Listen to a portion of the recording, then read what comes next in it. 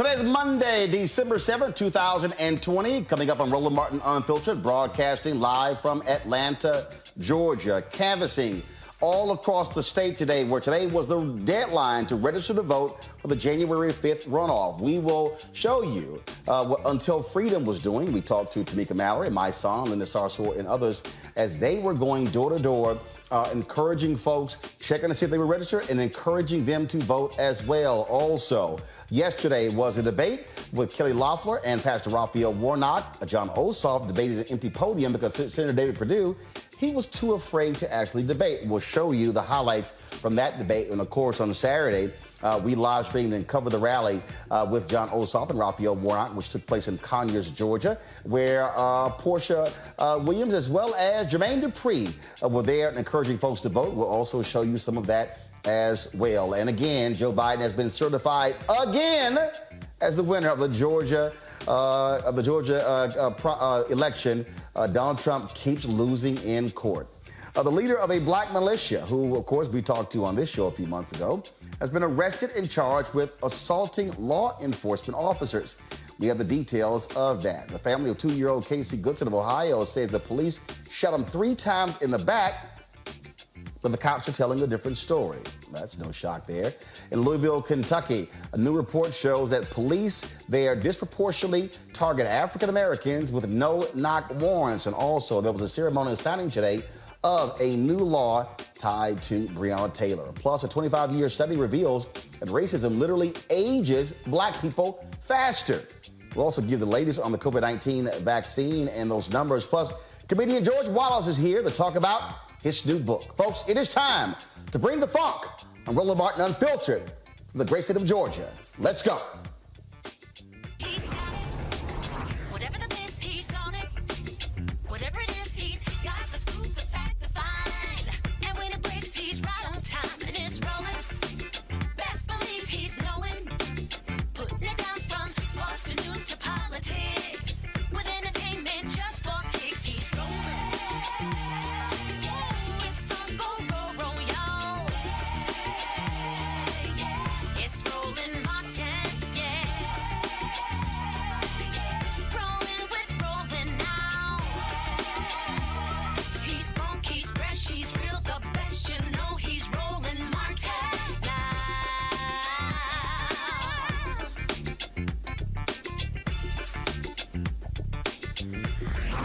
Martin.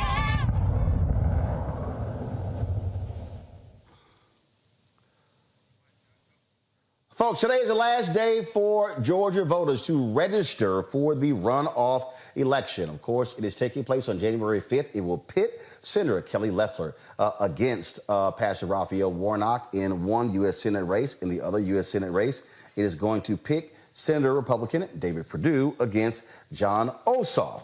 Of course, they have been involved in a lot of heavy-duty campaigning, folks, over the past few months. Of course, not one person was able to get 50 plus 1% in November 3rd, so that's why there's going to a runoff. Already 900,000 people have requested absentee ballots to vote. Now, again, today is the deadline to register.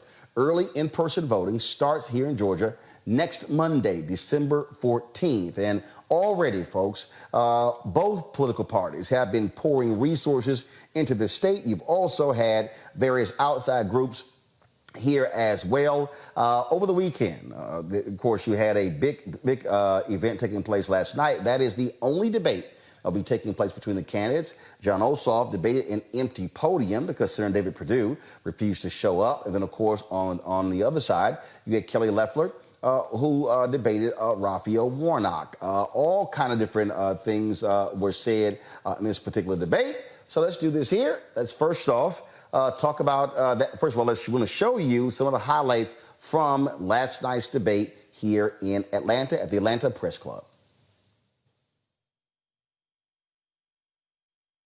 Private briefing regarding the coronavirus pandemic. You dumped millions of dollars of stock in order to protect your own investments. And then weeks later, when there came an opportunity to give ordinary Georgians an extra $600 of relief, you said you saw no need and called it counterproductive. Why do you think it's counterproductive to help ordinary Georgians in the middle of a pandemic? Well, thank you for that question, because I've been completely exonerated. Those are lies perpetrated by the left-wing media and Democrats to distract from their radical agenda. Since I got to the Senate, I've worked hard to deliver relief to Georgians during this pandemic, and I'm continuing to do that. But look what Democrats have done. They have stood for stonewalling relief that I voted for twice in the Senate, to deliver relief to families, to farmers, to schools and hospitals. They're playing politics. That's what they're using their lies to cover up. The fact that they don't have a positive agenda to lift Georgians up. They want to defund the police, raise your taxes, implement the Green New Deal that would crush jobs and opportunity. And what I'm working on is making sure that we can get the economy going again, that we can drive forward after this pandemic. And I've been working side by side for my colleagues to make sure that we get that done, and we have delivered results. $47 billion that I brought here to Georgia saved 1.5 million jobs at small businesses. Reverend, you have 30 seconds to respond if you'd like. Listen, I do not want to defund the police, and Kelly Loeffler knows it. But she keeps saying this because she wants to distract from her own record. The truth of the matter is, were it left up to her, Georgians would not have received the $600 of expanded unemployment insurance. And they haven't seen any relief in months. And she hasn't done anything. She's done nothing to provide relief for ordinary people, the folks I'm seeing all across this state who are in pain in the middle of this pandemic. Senator Loeffler, it's your turn to ask a question of Reverend Warnock. Reverend Warnock, in your writings and your teachings, you've repeatedly praised Marxism and the redistribution of income. Can you here and now, for all Georgians, renounce socialism and Marxism? Listen, I believe in our free enterprise system. And my dad was a small business owner. And during the Great Recession, you know what I was doing? I was leading my church to build a community center where, among other things, we had a financial literacy center that taught people how to repair their credit, create a 700 credit score community, how to create a business, how to buy a home, how to participate in our free enterprise system. Kelly Loeffler, on the other hand, was teaching the big banks how to hide their investments offshore in the Cayman Islands. This is how she spent her career before she went to the Senate. This is what she's been focused on now that she's in the Senate. She was only there 3 weeks. I'm not sure she was fully unpacked when she started dumping millions of dollars of stock trying to protect herself. And she purchased that seat. It's done well for her.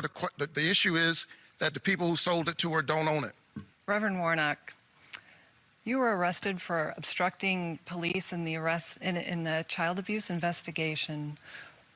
Can you tell me the nature of this child abuse? Why were the police called? What was your knowledge or involvement in this incident? Sure, here are the facts, and Kelly Loeffler actually knows them. I was working and trying to make sure that young people who were being questioned by law enforcement had the benefit of counsel, a lawyer, or a parent. And the law enforcement officers actually later thanked me for my cooperation and for helping them. She knows this, but the question is, why is she doing this? It is because she has made a calculation that after being in the Senate for 10 months, she does not have a case to be made for why the people of Georgia should keep her there. She has been focused on the same thing she's focused on her whole life, herself. During the recession, she was helping billionaires like her hide their money in the Cayman Islands. She dumped millions of dollars of stock, played it down, and then when she could help ordinary people, she didn't do it. And the people of Georgia haven't seen relief for months. And so she's spending her millions of dollars focused on me because she has no case to make for herself. I think that's sad, but that's no reason for her to keep a Senate seat. Now, prior to this debate, John Osof, he debated an empty podium because Senator David Perdue refused to debate. That's because last time the two went head-to-head, Osof completely embarrassed Perdue, where clips went viral from that. Here is what Osof had to say last night. Well, it's a strange situation to be asking a question of a sitting United States senator who is not here to debate as he asks for the votes of the people to be reelected. Senator Perdue, I suppose, doesn't feel that he can handle himself in debate, or perhaps is concerned that he may incriminate himself in debate, both of which, in my opinion, are disqualifying for a U.S. senator seeking re-election. He may not wish to be asked questions, for example, about his trades in Regions Bank while he championed legislation to benefit the firm, or his trading of defense contractor stocks while he directed taxpayer dollars to them.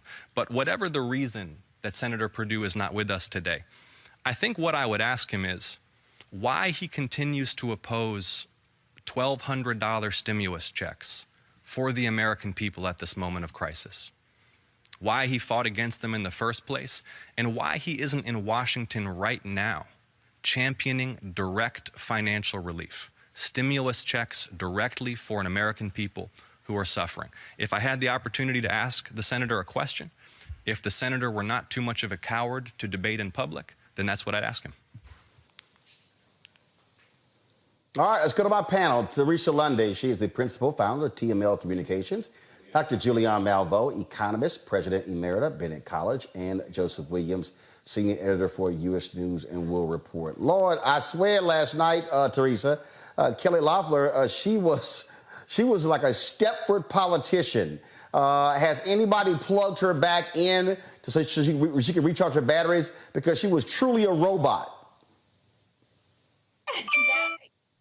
That was probably the best accurate portrayal of Kelly that I've heard since I've been tracking this on Twitter. Kelly has been keeping up with the talking points. Still president, that he won the election and he won Georgia. I mean, her presence there tonight, honestly, she probably should just bailed out like this, because her responses did not understand the underlying issues of what Raphael was saying, which was you bailed out on giving stimulus payments to those in need, $600 payments to those who needed the most. But then in turn, you made sure when you heard there was a pandemic coming, you then went to the stock market and made sure you had your own bailout in order. So I think, again, that's an oxymoron and also a contradiction of what, her presence there in the Senate is to do. It seems like her agenda was to protect the Republican Party, and that she did. She was a pansy for it, and it was absolutely shown to Georgia residents. So I'm glad they actually had that debate, but unfortunately, it'll probably be their last.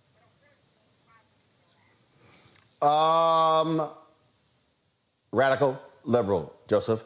Radical liberal, Warnock. Radical liberal, radical liberal. She clearly wanted to call Pastor Raphael Warnock a radical liberal. He was a radical liberal, I think she was trying to call him. I don't know. I mean, I thought that her repetition of that was just stale. I mean, it's just stale. I mean, there was no engagement on the issues, no response to his accusations that she sat on her hands while people in Georgia were suffering, which the record clearly shows that the Republicans had a bill from the Democratic House on their laps in May, and nothing happened. Kelly Loeffler is giving off a lot of entitlement vibe here, and I don't know if that's going to go over very well with the voters. I mean, certainly Raphael Warnock has a track record to speak of. She's got really nothing of that sort. I mean, he's got community activism, he's got a pastorship, he's got a flock, and that I think that flock will probably serve him well come Election Day. But if Loeffler's depending on those kind of attacks to work, I really don't see it happening. And Julianne, the reality is him going after her and for her to say, oh, I was completely exonerated. Actually, you were not. Okay, it was short-circuited. Just like David Perdue is lying as well. And then, of course, last night, he really nailed her. Pastor Warnock nailed her. And when it came to Matthew 25, when it came to, of course, supporting African-Americans as well, she could not say anything that she's done for black folks in last night's debate. And again, it was, my name is Kelly Loeffler. I'm a robot. I'm here at the debate. This man is standing next to me. I don't know what to do. It sort of reminded me of one of those characters when Gilda Radner was on Saturday Night Live in the 70s. Roland, first of all, this little Barbie doll lookalike who uses her hair for punctuation is unworthy to be on a stage with the Right Reverend and possibly wonderful Raphael Warnock. Number two, as my brother said earlier, you could ask her if the sky was blue, and she would say radical socialist. So that was her mantra. That was her whole thing. Now, number three, let's really be clear about this crazy woman who has basically broken laws around stock investments. And Warnock called her out, but she should have been called out more about the ways that she's played with the stock market. That did not occur, and there have to be new rules about how people can invest in their own benefit to the detriment of the American people. But Juliana, at any point did she even answer a direct question? When she was asked that question, was asked, should members of the U.S. Senate, members of Congress, be barred from trading stocks? She wouldn't even answer it. If you want any further proof that she did what she did, she wouldn't answer that question. Well, Roland, and that was a key question. Now, we know that she has a mentor in that man who lives in the house that enslaved people built. And he, too, has kept his pecuniary interests under his pocket. But the fact is that this woman she paid for the Senate seat. She's paying for her own reelection campaign. She paid. She's fought with her own WNBA players. She's called them trash because they have worn Black Lives Matter T-shirts. Warnock was dignified. He was a Morehouse man. And you know what they say? They say if you can see a Morehouse man, tell a Morehouse man, you can't tell him nothing. Well, you couldn't tell him anything except what we needed to tell him was kick her butt. He was just a little more gentle than I would have liked to see.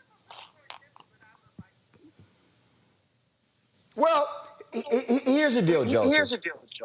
A lot of people have said this. And look, here you have a black man running against a white woman in Georgia.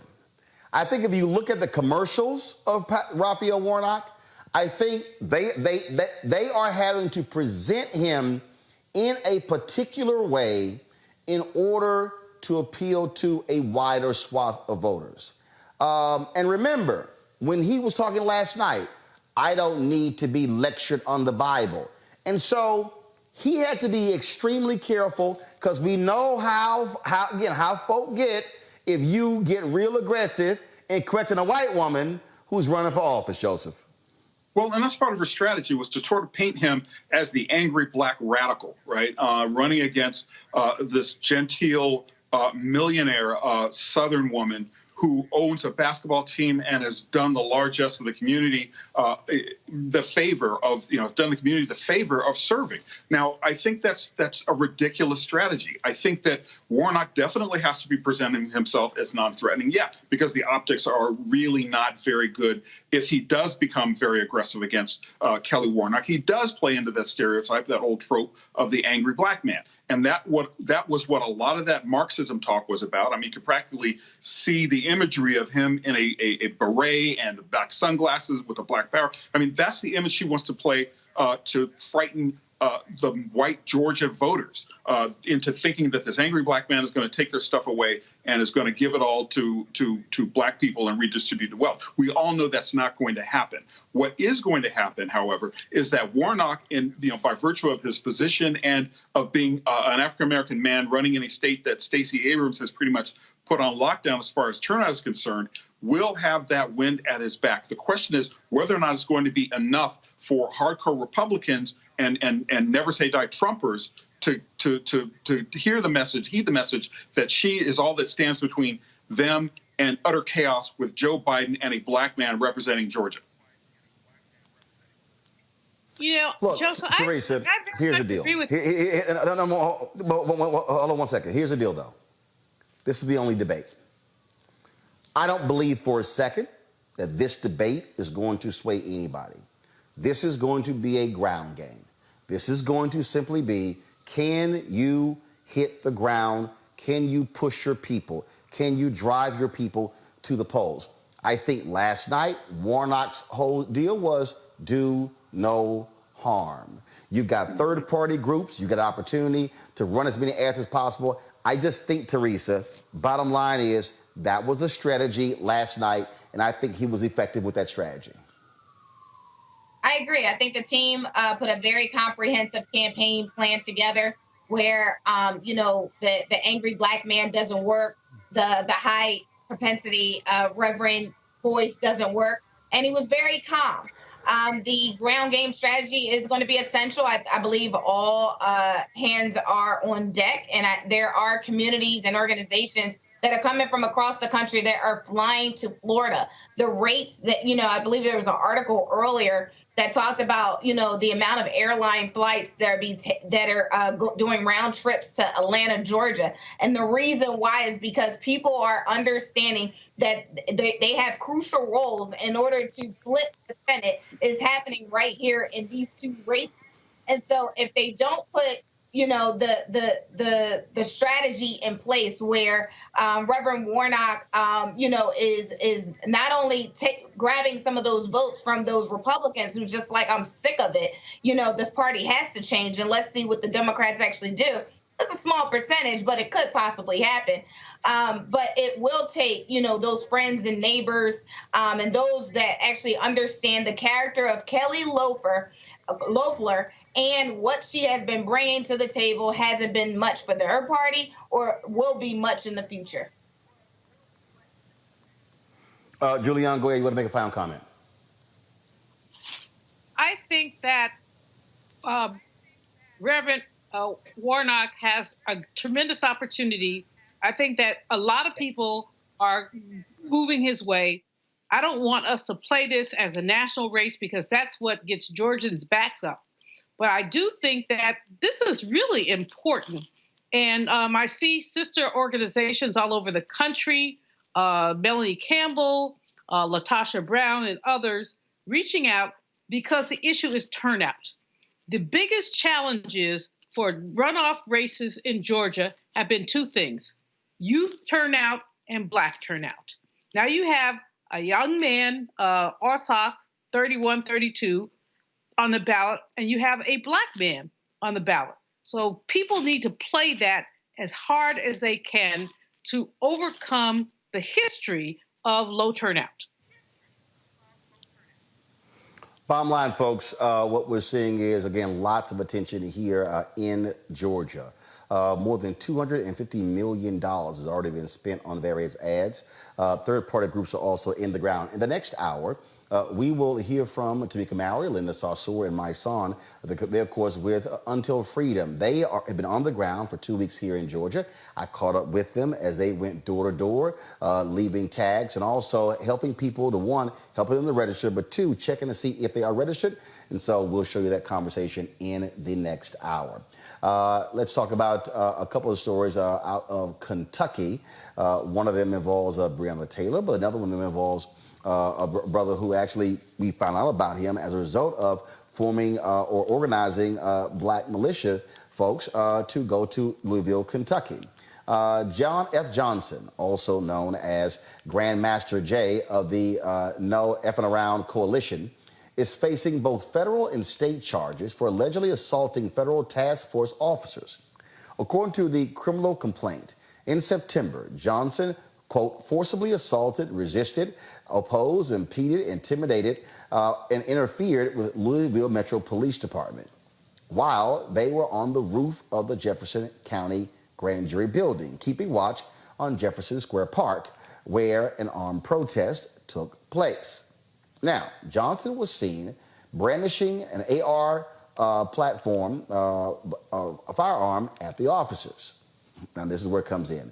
Johnson was arrested at the Westchester, Ohio home on December 3rd. He appeared before a federal judge in Louisville last Thursday. The FBI, Louisville Division, and Louisville Metro Police Department are actively investigating this particular case. The NFAC leader is set to be arraigned on December 8th at 1 p.m. in Jefferson County. If convicted, Johnson faces maximum sentence of 20 years in federal prison.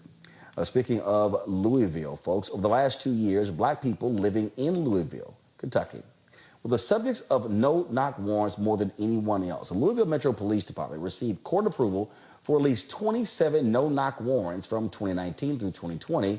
22 of those warrants were for African Americans. Jefferson County is home to more than 750,000 residents, with African Americans making up 22% of the population. Now, State Representative Attica Scott says policing has historically and continues to be racially disparate. Now, no-knock warrants were barred back in June after widespread protests took place over the death of Breonna Taylor. She, of course, was shot and killed in her apartment by officers who were executing a no-knock warrant earlier this year. Want to go to our panel. Actually, in a second, we'll talk about that. In a second, we'll talk about that whole issue of those no-knock warrants. This is not just an issue in Louisville, but also we are seeing how the protests have changed things. In Virginia, Governor Ralph Northam has signed Breonna's law banning the use of no-knock warrants in the state. The governor was accompanied by attorney Ben Crump. Take a look at what Benjamin Crump had to say today. You have to understand, far too often black women don't get the attention and recognition that others get, not even brothers get, when they are killed in this manner. And so Bianca, her aunt, God knows before Lanita and Sam and I got involved, was out there fighting every day to say that Breonna mattered, that Breonna was special. Her little sister and her mother, Tamika Palmer, they called to the Louisville Police Department every day asking for answers. Every day, her little sister Janiyah posted on social media that Breonna Taylor was my sister and she was special and that she mattered. But nobody was listening, Madam First Lady, and so I was calling everybody, and one of the people Alan told me to call was this young lady in Virginia who I'm told was the youngest person to be elected as a delegate, and that she can help make it important in Virginia. And so I'm so grateful that you took the call and that you said that Breonna Taylor matters in Virginia as well. And I think about the arguments, Dr. Underwood, that I heard happen where people said in Virginia, nobody had been killed by a no-knock warrant. And I love you and Senator Lott's passionate response. Why should we have to wait until we have a Breonna Taylor in Virginia before we pass responsible legislation to prevent a Breonna Taylor from happening in Virginia? And that was better than any lawyer could have argued. So I thank you all for being lawyers in the legislative halls. So for the folks who whine and complain about defund the police, Julian, this is a part of the fight, the battle for police reform, and what we have learned in the past 10 years, really with the advent of Black Lives Matter, is that change happens not just in Washington, D.C., but you've got to make a change.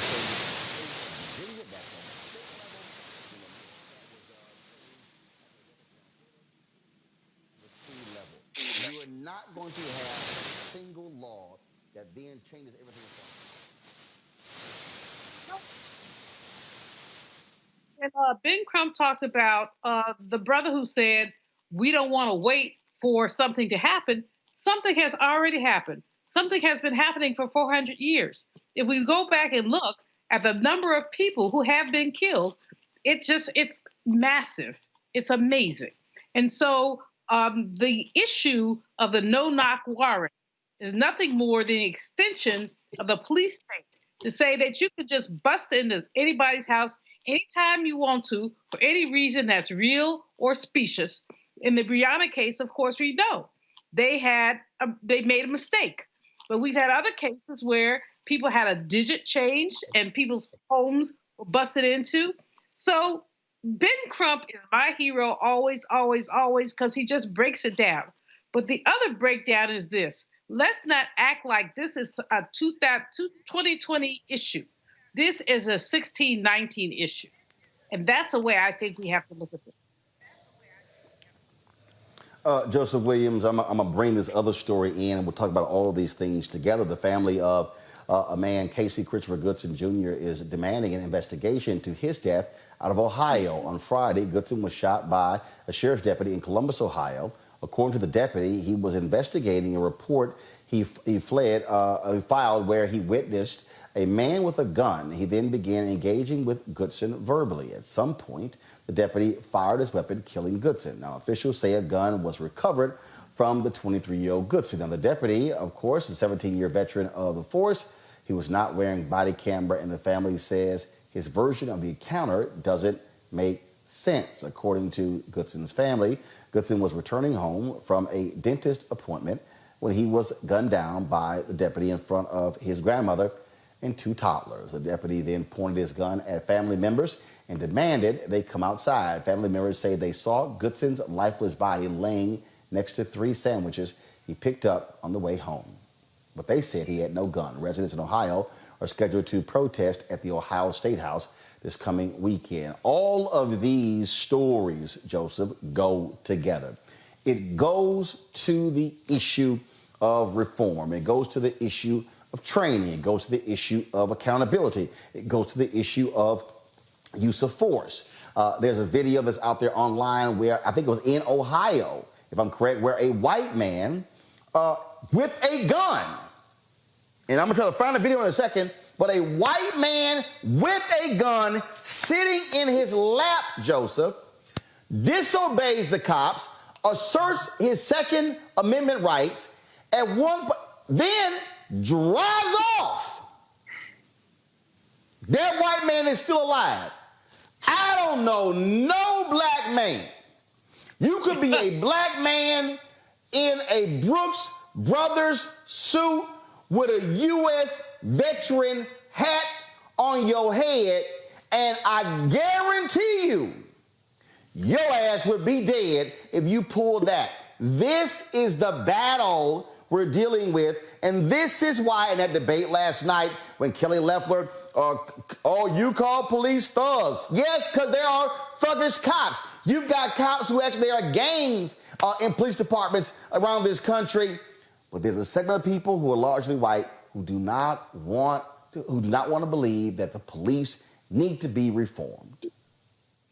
Well, and I'll reach even further back to a story that you did on your show maybe last year, I think, about it, where these investigators went through Philadelphia police officers' social media posts and found tons of white supremacist material.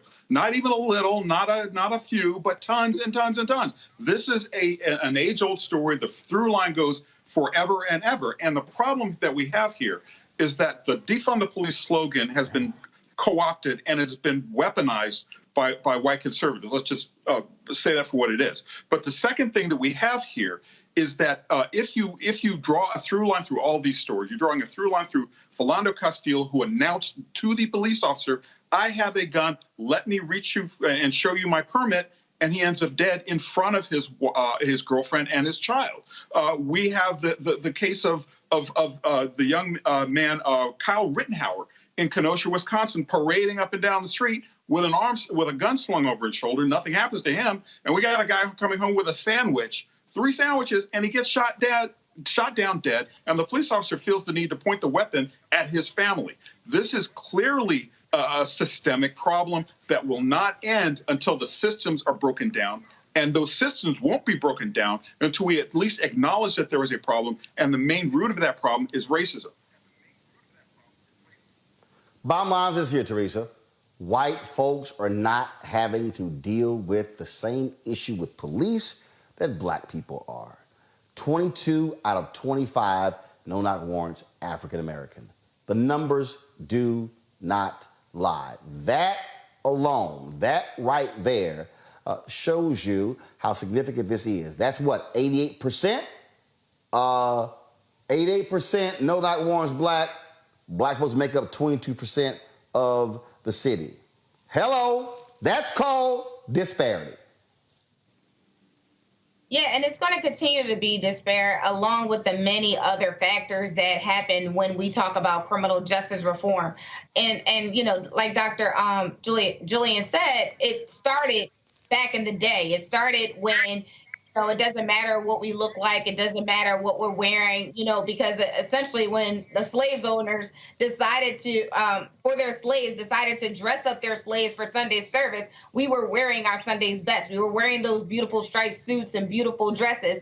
And so what happened? We were still up on the slave block getting sold to the highest bidder. So I think when we keep talking about, you know, what reforms need to happen, yes, we need to reanalyze what the police system is doing, but also looking at our legislators and saying, listen, what can you do, yes, to defund their budget? What critical steps are you doing and making sure that these instances are not just taking place only on one side, but also taking place, you know, hand in hand, looking for something else to happen. So I believe there is an opportunity here, but it has to happen with a holistic approach of, you know, expertise where it's like, look, the time is now in order to do criminal justice reform and not later. Well, see, I want to make a real quick point if I can. I mean, you talk about elimination of no-knock warrants, right? No-knock warrants. Yes, we're going to take those off the table in one state, right? 49 other states, as far as we know, they still have the capability of doing this. Number two, no-knock warrants are not a panacea because you have knock and announce warrants, which basically is once has been described as a police officer goes to the front door, knocks, and another police officer goes around the back and yells, "Come in." So getting rid of warrants, aggressively served warrants, are part of the problem too. Number three, we thought that body cams were going to be a solution, and it turns out that, oops, I didn't wear it that day, or, you know, the battery ran out, it's broken. So I think that it is a matter of systemic reform. It is a matter of reanalyzing and reinterpreting policing from top to bottom and making sure that we understand that these systems that have been in place for so long have been in place largely doing harm to one segment of the community. Well, and that's why you're absolutely right. We don't see this whole thing as a panacea, but it's all different. All these different things are critically important to go to when it comes to changing. Now, this really does dovetail with my next story. According to the Family and Community Health Study, African Americans who experienced racism when they were younger also experienced aging at a quicker rate than those who hadn't. Over a 25-year period, a research team followed more than 800 black families and found black Americans live sicker lives and die younger than any other racial or ethnic group. The study shows how stress from racism, especially racism experienced at a young age, can impact an individual's mental and physical health. Now, Julian, these are things that we know because we've experienced this, but I'm tying this in with the last story. I'm tying it in with the police encounters. All of this goes with it. There is a certain level of anxiety and stress that you get when the cops appear in your rearview mirror. Look, in the case of Goodson from Ohio, the man went to a dentist appointment, picked up some sandwiches, and never made it home. Last night, we're going to play a video a little bit later. I was in Warner Robins, Georgia, where a black woman, a grandmother, talked about how her two grandchildren almost were killed when a white woman pulls a gun on them when they were in her yard. She says that her grandchildren are traumatized right now. This white woman is out on bail. She says they are afraid to walk out of the home. Those children have experienced racism at such an early age that will impact them for the rest of their life, Julian. You know, economists and others have done studies about how long people live. And we match everything. Did you smoke? Did you drink? Did you exercise? We can explain about maybe 60% of the life expectancy differential by race and gender. But the part we can't explain is the part, Roland, that you've chosen to hone in on, which is the impact that racism has on Black people, on Black men and women, and the ways that we live our lives. What we see, and we all know it, I don't know a Black person, I don't know a single Black person. If anybody does, y'all let me know, who has not had one of those racism encounters that has really impacted their life in some way, whether it's a minor incident or a major incident. And so when you look at trauma, and when you look at what trauma does to you, you look at the ways that that trauma affects your heart disease, affects your blood pressure, and all of that. I'll tell you, I'm afraid of dogs. I am extremely afraid of dogs. Don't bring none around me. Because when I was 6, I was dog bit in Mississippi. And I live in a neighborhood that's gentrifying, and there are more dogs than the law allows. And I just crossed the street. And one of my neighbors said to me, he said, "You don't like dogs?" I said, "Hey, it's like I'm scared." Now, I'm not scared of too much else, but I am truly scared of dogs. It's a scar.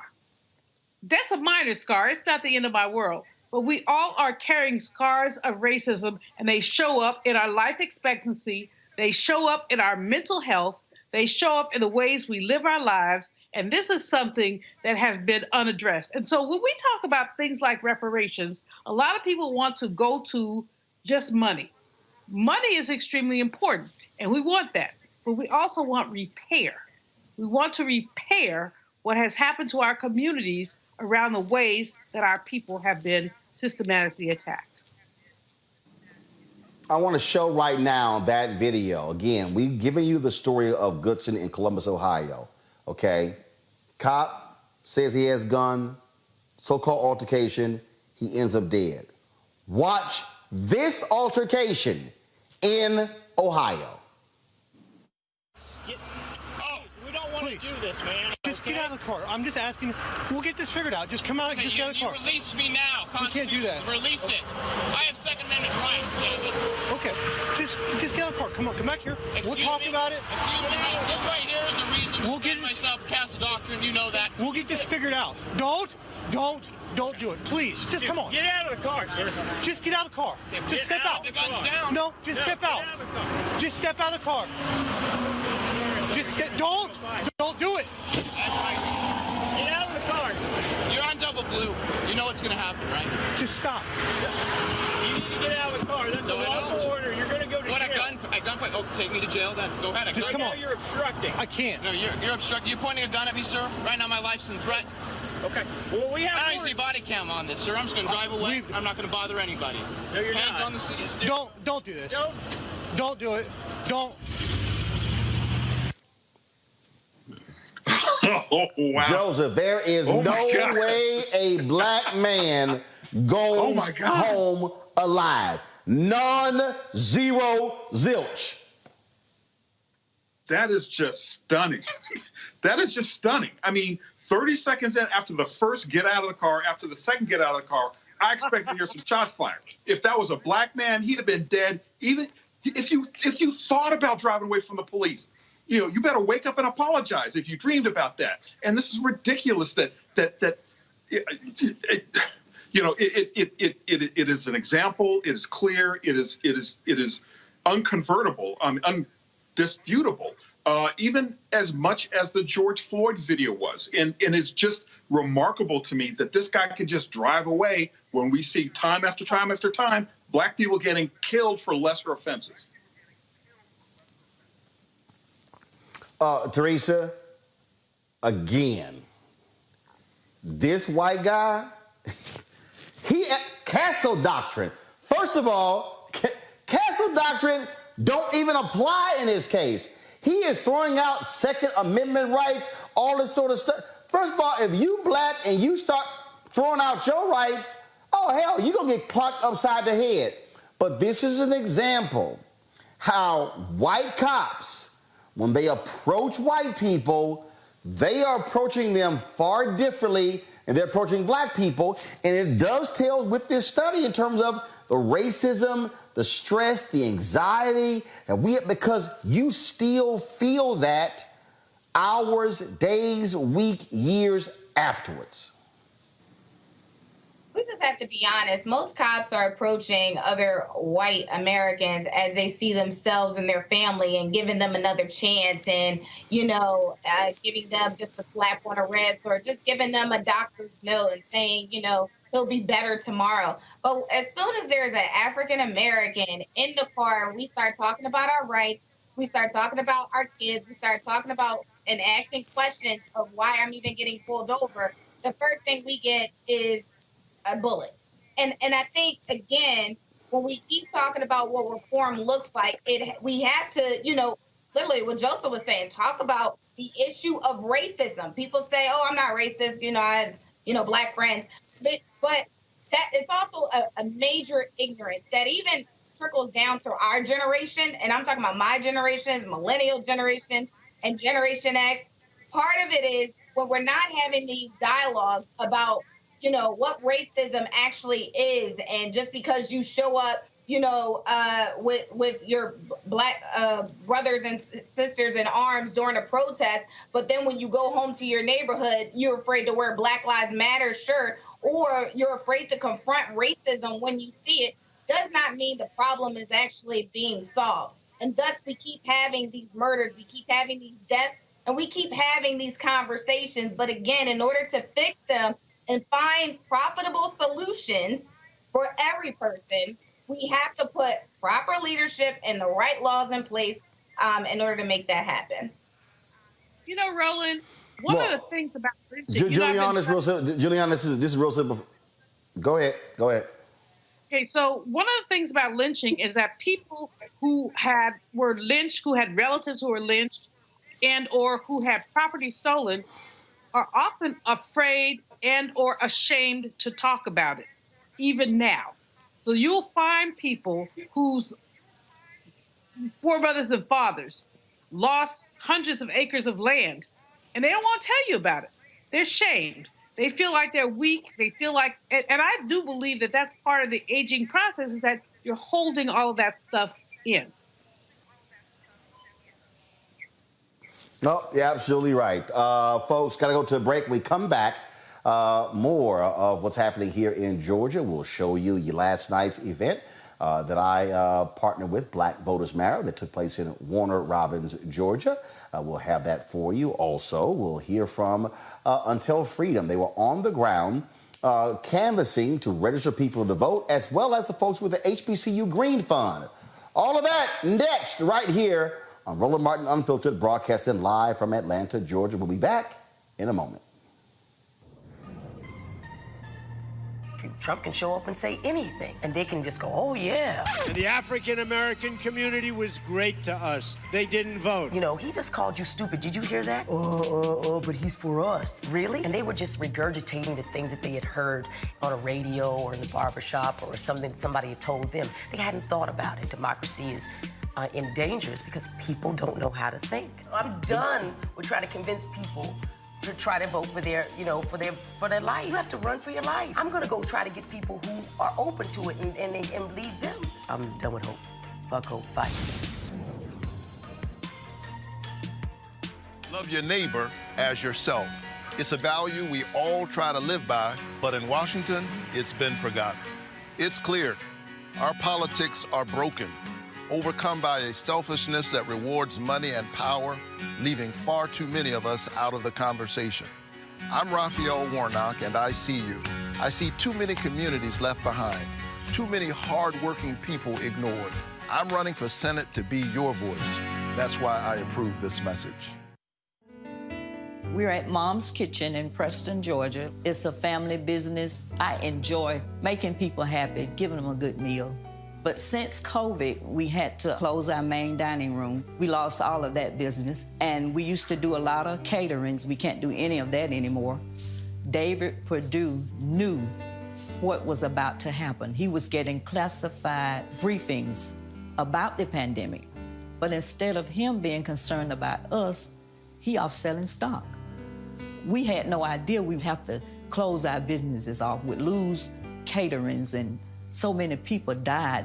And then when we needed help the most, he fought against the stimulus checks and to cut unemployment insurance. Purdue needs to come out and Osof in.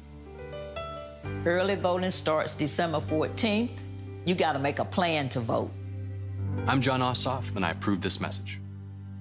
The man who stood behind this pulpit was opposed by the powerful and wealthy. He was called a communist, that he hated the police and his movement would destroy America. They attacked his personal life and distorted his policies. Sound familiar? It should. The hateful voices of old Georgia are back. They attacked Reverend King.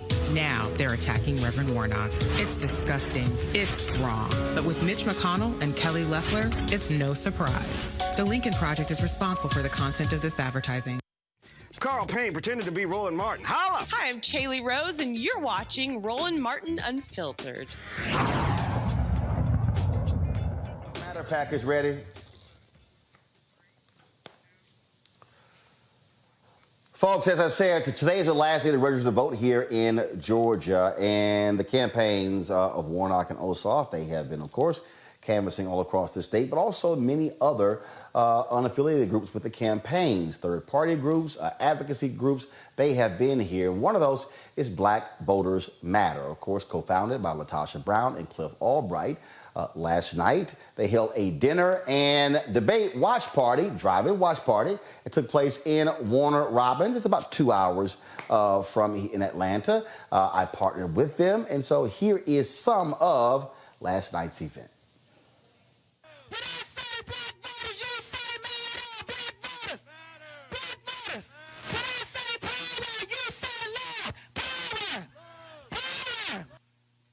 Warnock is cool, and Osof is cool. But here's the deal. What's on the ballot is this, y'all. This Senate race is not just about who has 50 votes and who controls the Senate. This is what's on the ballot. We need to be clear. What's on the ballot is the George Floyd Act.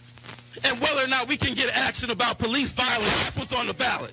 What's on the ballot is the John Lewis Voting Rights Act. And whether or not our voting rights are going to be protected even in a state as they are right now, trying to discount our votes. That's what's on the ballot. What's on the ballot right now is COVID relief. And whether or not our communities that have been decimated by this virus, whether or not we're actually going to get a relief that supports black businesses, because we ain't getting nothing out of the last relief package, right?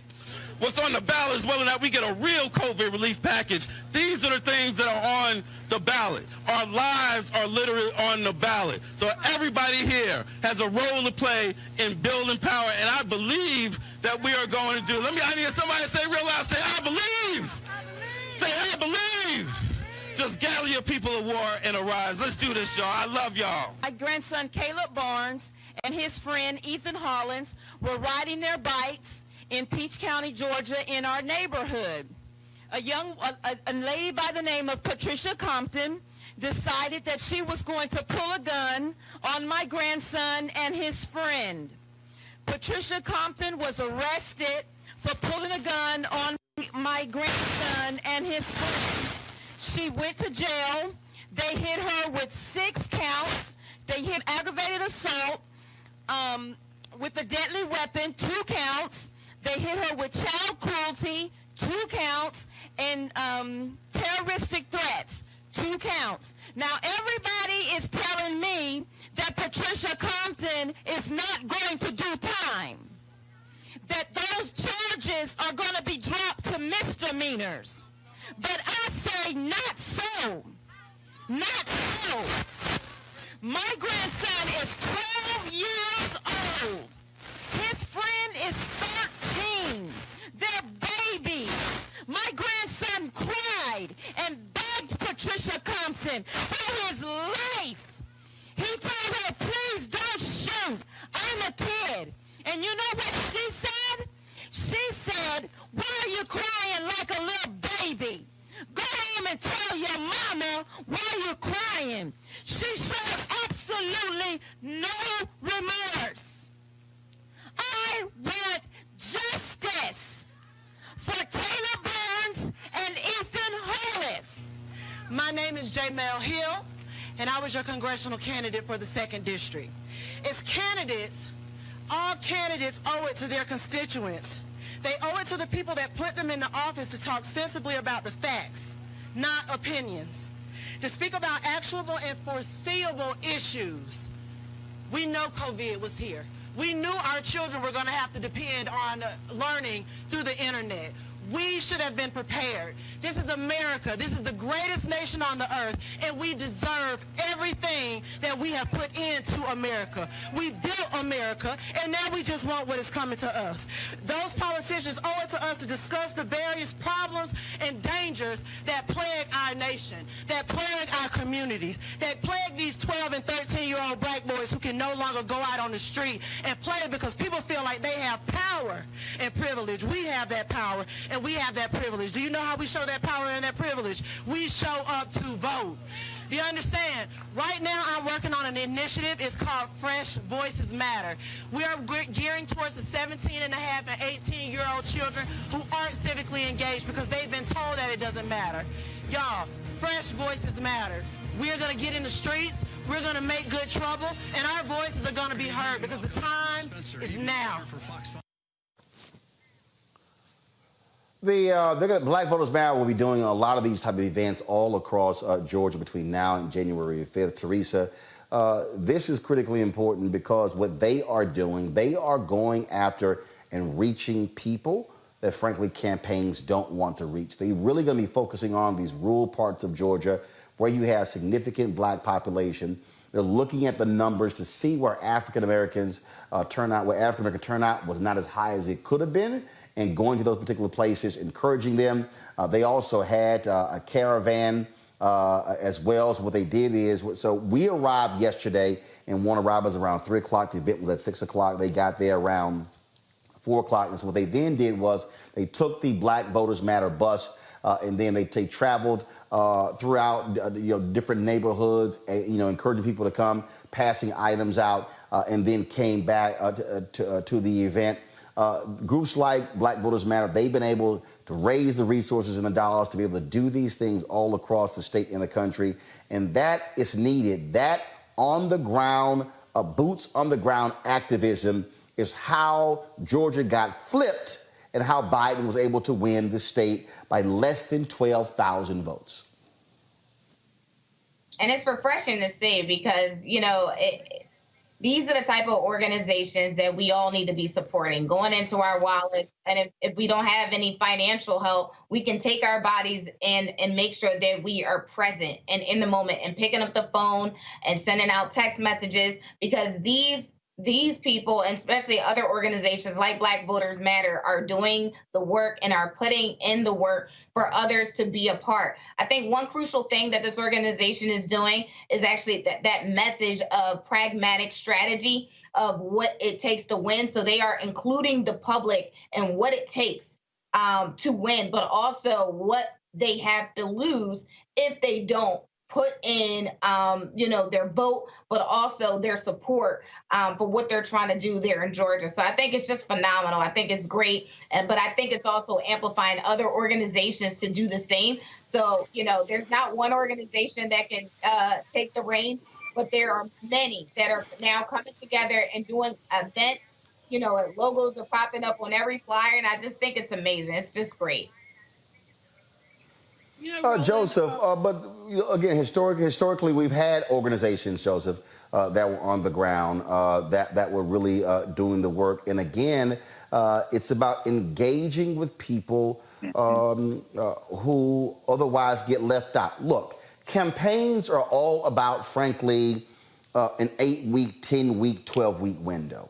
They're not about the daily grind of being able to reach people. What Black Voters Matter is doing, what Until Freedom is doing, what many of our social activist groups do, especially many groups that are local groups, people who are in these cities, in these counties, in these states, they're doing it every day. They are invaluable when it comes to elections because look, Desmond Meade and I had this conversation, and he talked about there in Florida how the Florida Rights Restoration Coalition, how they were able to go into public housing complexes, to go into neighborhoods that were high poverty, that were high crime, and then go to those places and reach those folks. He said, well, other people were absolutely scared to death. That's how you flip cities, counties, and states. You got to do the work. That's exactly right. And the work pays off. You called it. Joe Biden won the state by a razor margin. But at that time, there were still votes out there that hadn't been harvested. There were still places that Abrams and her machine had not reached. And this is an attempt to reach those places that, quite frankly, a lot of them hadn't even been asked to participate. It's not a matter of them not wanting to vote. It's a matter of them, nobody asked them and nobody told them how they could do this. So it's really an amazing operation, an amazing series of operations that are going on to try to reach those people, because if you do the math, this should be a very high turnout election for African Americans. And that, again, is going to buoy the hopes of Raphael Warnock and John Ossoff. They're going to be dependent on black votes. And honestly, black votes have been the story of this election. Joe Biden left for dead in South Carolina, resurrected on the strength of an endorsement by Jim Clyburn and by the black vote. He gets a favorable tailwind in Georgia and flips a state that hadn't voted Democratic since Bill Clinton ran for his first term. So inexorably, it's going to be efforts like those. It's going to be reaching voters who have not been reached before, to try to not leave any votes on the table. I believe that's going to make the difference. If they're successful, it absolutely is because of that kind of an effort. Julian, when we talk about not leaving votes on the table, again, Biden wins Georgia by less than 12,000 votes.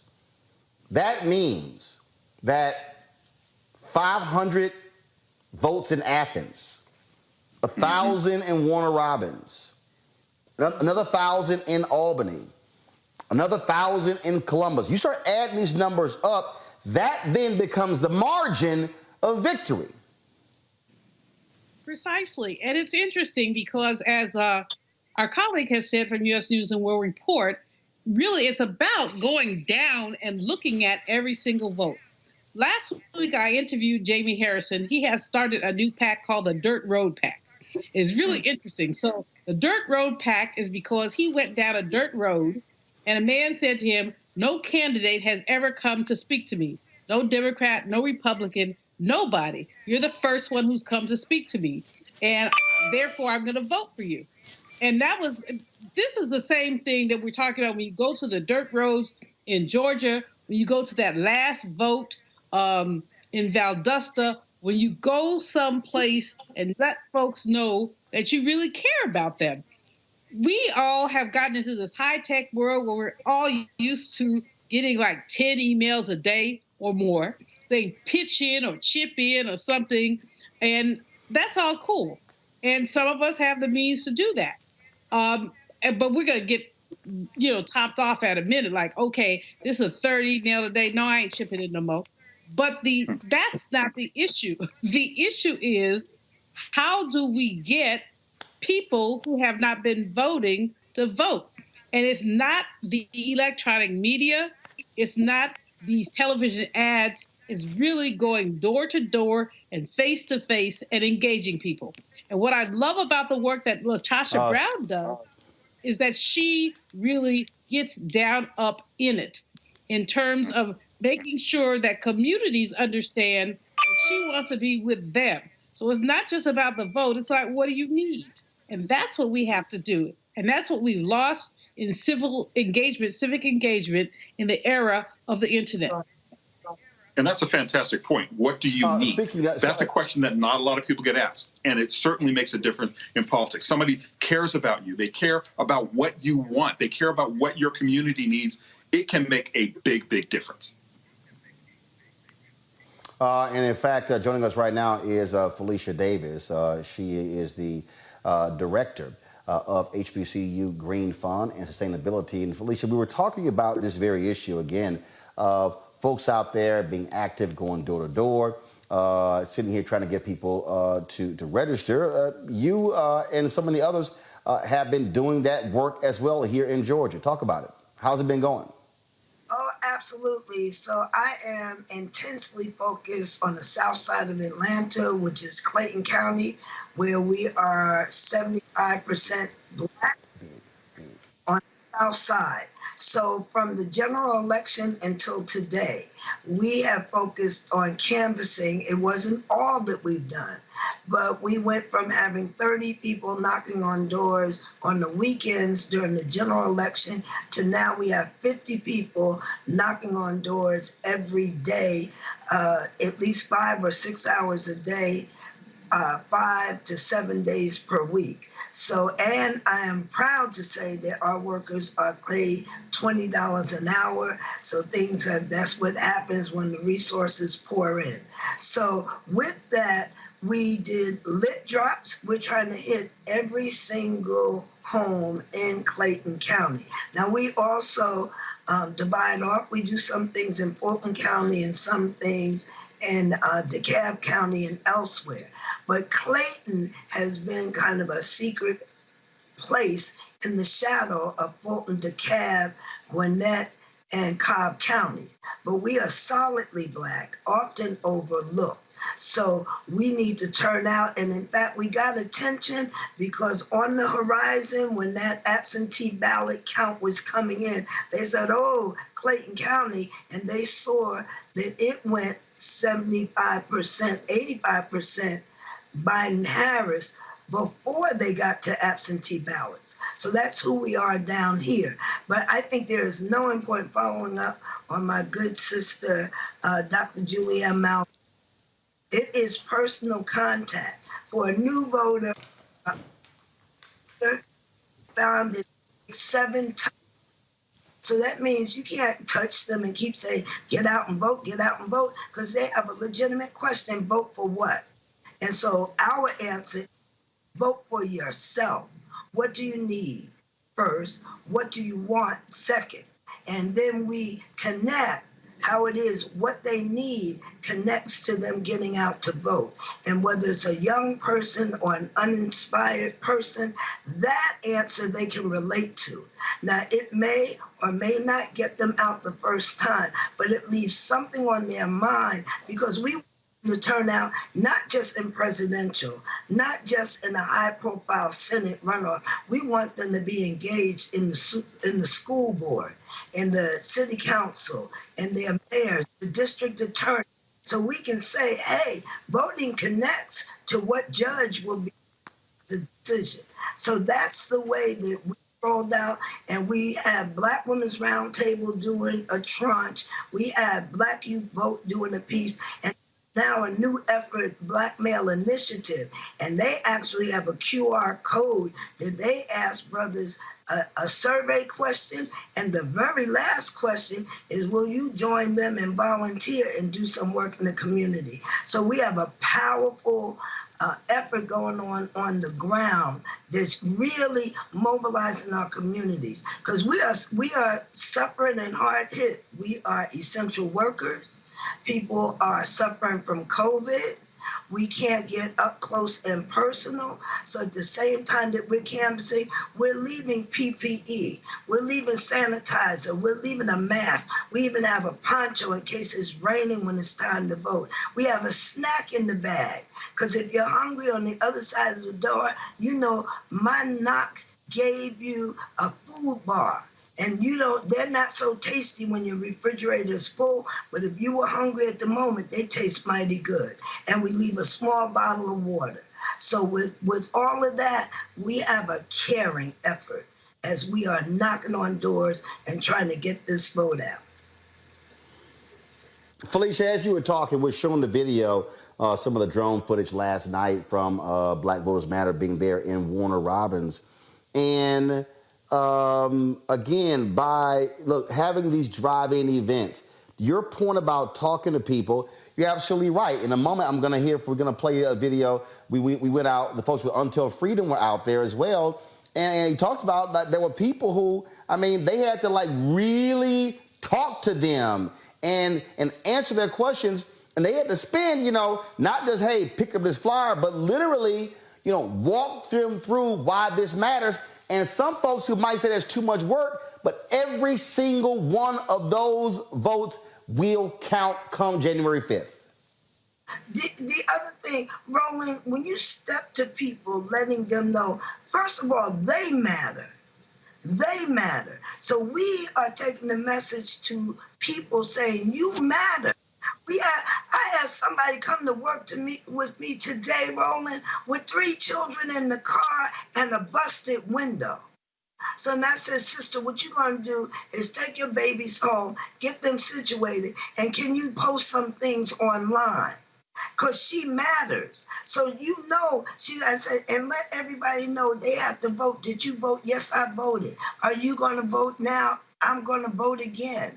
But it is caring about our community. And first, when people understand that they matter, then people that matter vote.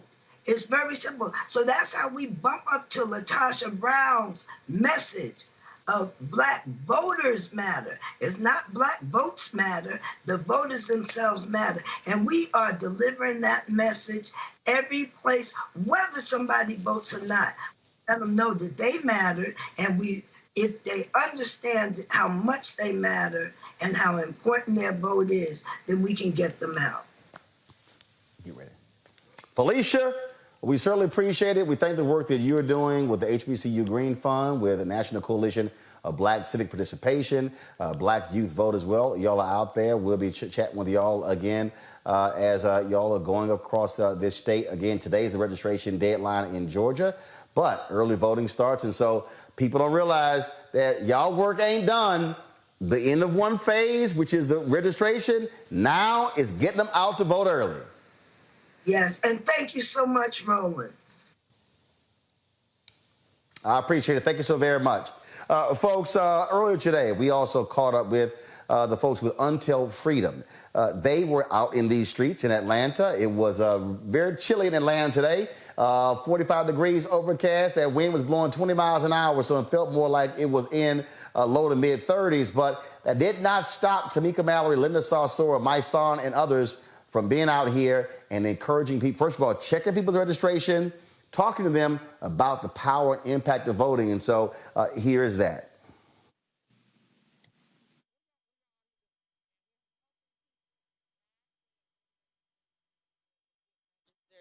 You know, we at Until Freedom like to work with low propensity voters. That's what they are called. We believe that they're actually high propensity voters if properly engaged. And so we're out in the communities where you obviously, if you look around, you don't see many people out here with those big budgets registering folks. But we're out here making sure we've already registered a few people, making sure folks know about the runoff, understand why they need to show up at the polls, and just engaging our folks. Right. So one of your folks there, so what she's doing now, he's working. This young lady said she needed to check her registration. She wants to make sure her registration is still in place, and he's helping her right now using his smartphone to check her voter registration. So how long have y'all been here? So this is our second week in Georgia, but we've actually been, throughout the entire election process on the road across the country. Hold on a second. Hey, y'all ready to vote? Yeah. Y'all good? Yes, ma'am. All right, cool. All right, just checking. Yeah, a lot of the younger people are registered. That's what we're finding. Black women are very receptive. They want the information. If they don't have it, it's Black men where we struggle the most, and we have to have the most conversations.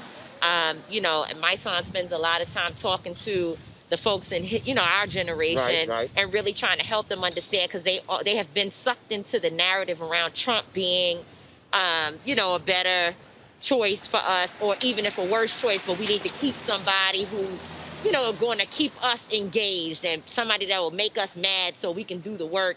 And that's obviously a narrative that is extremely dangerous for our community. So he spends time out here debating with everybody and really getting into it. And that's what we do. Just having presence out here.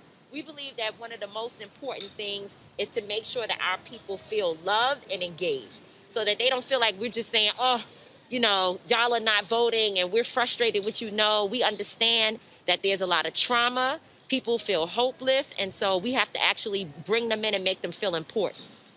Well, the point you made about, in terms of what these black men are. Look, in 2012, I kept telling everybody, there was a 9-point gap between black men and black women for Obama and Romney. Right. It went to 13 for Trump. Then it went to 20 this year. I kept telling people, look, when you saw 9 and 12, that was with it because there were a lot of black men who felt that Obama didn't do enough. Right. I said, y'all, that thing is real. Right. You can argue all day, but you better have a plan to deal with that because that then impacts everything that goes below the presidential race. So U.S. Senate, congressional races, DA races, whatever. So the target has to be directly to black men. I think a lot of people don't focus on that. And there's been so much intensity about black women, black women, black women, that my deal is like, no, you got to have specific messaging. Absolutely, for black men. So y'all, and we've been spending time like going to the strip clubs, catching brothers before they get in. You know, not after they come out, because it don't work. It don't work after they come out. But before they go in, so we've been in Georgia specifically last weekend. We went to some of the hottest clubs, the areas where everybody was out. It was warmer, lots of people out, and we specifically focused on black men, you know, stopping them and talking to them. So when the people got mad at the sisters who put that video together, take their booty to the polls. Yeah. A lot of people were like, oh my God, this is offensive, this is demeaning to black people. But they were like, look, we gonna hit folks no matter where they go. Absolutely, absolutely. And that's what they do every day. So why not use where you are? They say use what's in your hand. Right. And those are their people. That's their demographic. And so they stood and they talked with those people in the language that they understand. If it's not for you, don't listen to it. And for us, a lot of people say, you going to strip clubs? Absolutely. Those people have families. They pay taxes, some of them. They go to school. They have their children in school. They buy groceries. People been shopping. Okay. Some better stocks. So my son, I was just talking to Tamika about with the discussions you've been having, and she said you've been having debates with a lot of these brothers trying to get them to understand. Just talk about that, what you've had to do and how much extra you had to put into it to get them to understand why they got to get registered and vote. Well, you know, first and foremost, I want to acknowledge that I understand. Right. You know, black men dealing with so much different trauma. We have trust issues, and rightfully so. You know, this system has never really done anything to rectify things that we've gone through our history. We're overly incarcerated, killed. We're dealing with a lot of different issues. So when you tell them to vote for a system that they've never really seen change, it triggers them.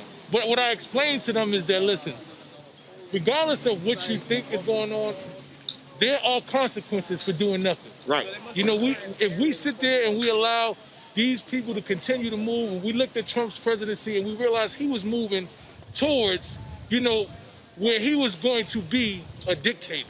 He was moving towards dictatorship. We watched him roll back laws. He was putting in different judges. Look, right now, he only got 40-some-odd days. He's trying to put to death 5 people and several African-American just for the hell of it. They are literally racing to execute folk before he gets out because he got the power to do so right now. That's literally what they're doing. And when you talk about that, that's evil. It's a white supremacist mind state that has kept us enslaved, that has utilized the 13th Amendment against us.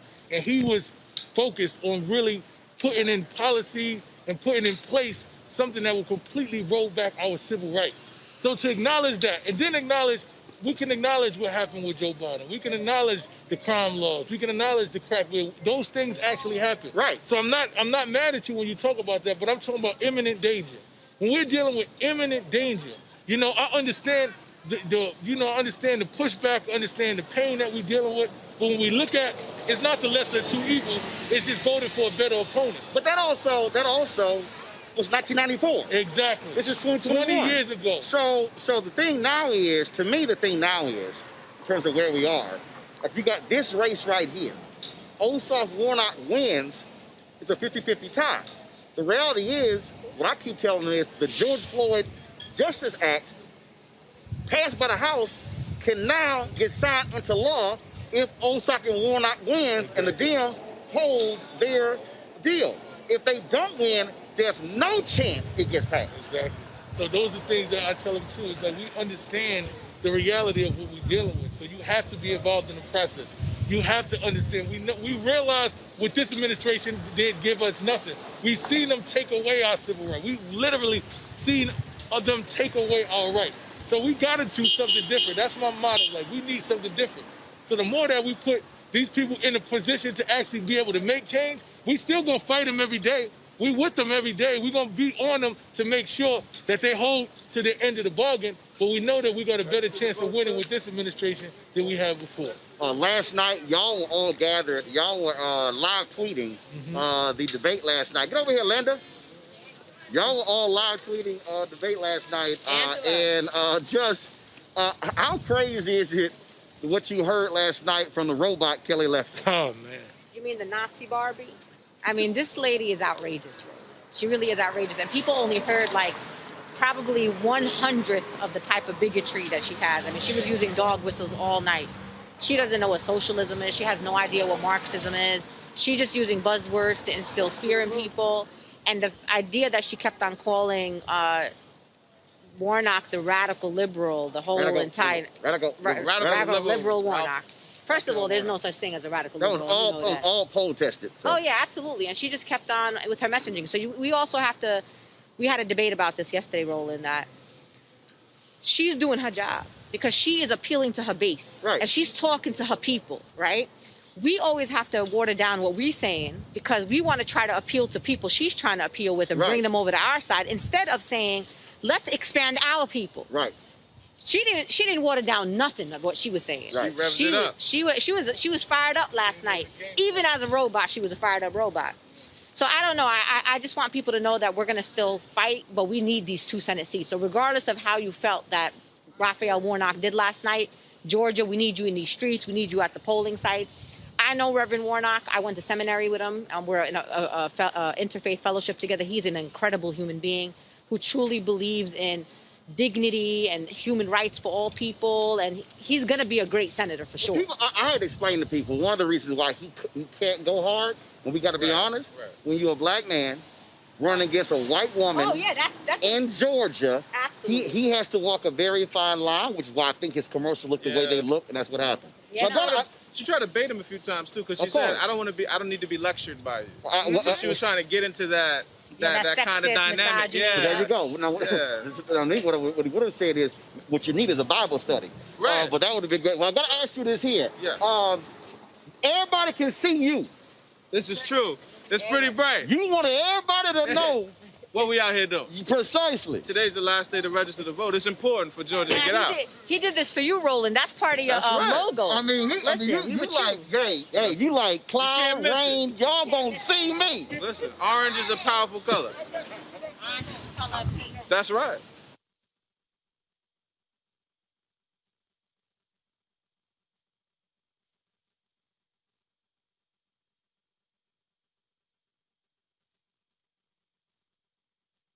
So we're going to thank Tamika, my son, and Linda, and all the folks with Untold Freedom for all the work that they're doing. We got some breaking news. Tomorrow, Joe Biden, President-elect Joe Biden, is going to name as his Secretary of Defense retired 4-star general, excuse me 1 second, folks, Lloyd Austin, as his Secretary of Defense. Again, that is a huge decision there. Lloyd Austin retired a couple of years ago. He is one of the few African Americans to ever ascend to the rank of 4-star. He used to head the Central Command, the United States Central Command, a major military leader.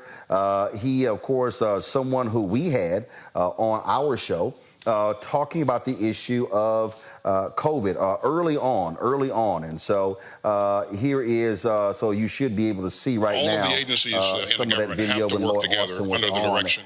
Retired 4-star General Lloyd Austin when he was on Roland Martin Unfiltered. Again, he is someone with an impressive background in military, spent a number of decades serving in the U.S. Army, but he is going to, this is let me tell you something, a serious individual with an impeccable resume, a commanding man, and so it is, that is a major deal there, Joseph Williams, that Joe Biden has chosen for one of his significant national security positions, Lloyd Austin, to be in that position. There were a lot of people. They were talking about Jay Johnson, who was under the head of Department of Homeland Security under Obama. But Lloyd Austin becomes the first African-American ever to be the Secretary of Defense for the United States. That is big news there, Joseph.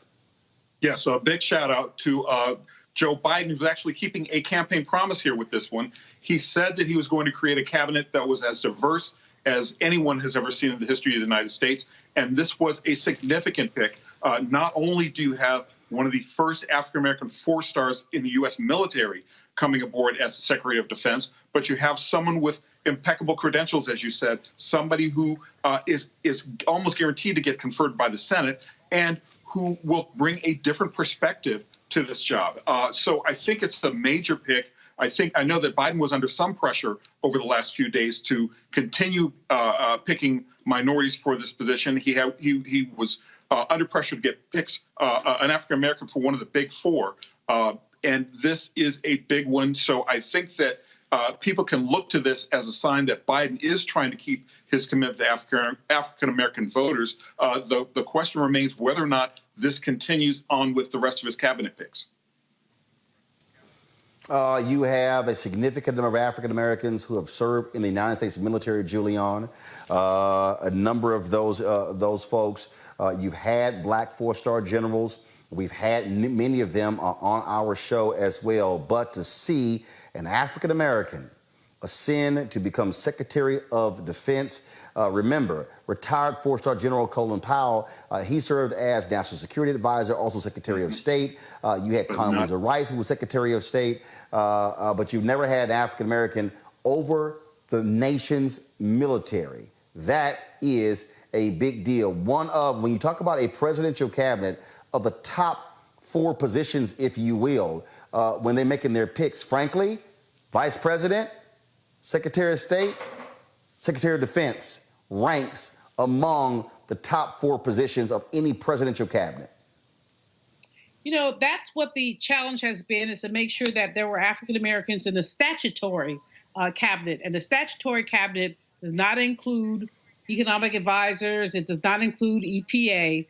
There are 12 cabinet positions that are laid out, and this is one of the top 4. So this is extraordinarily significant, and it also does speak to Biden's ability to choose as he would.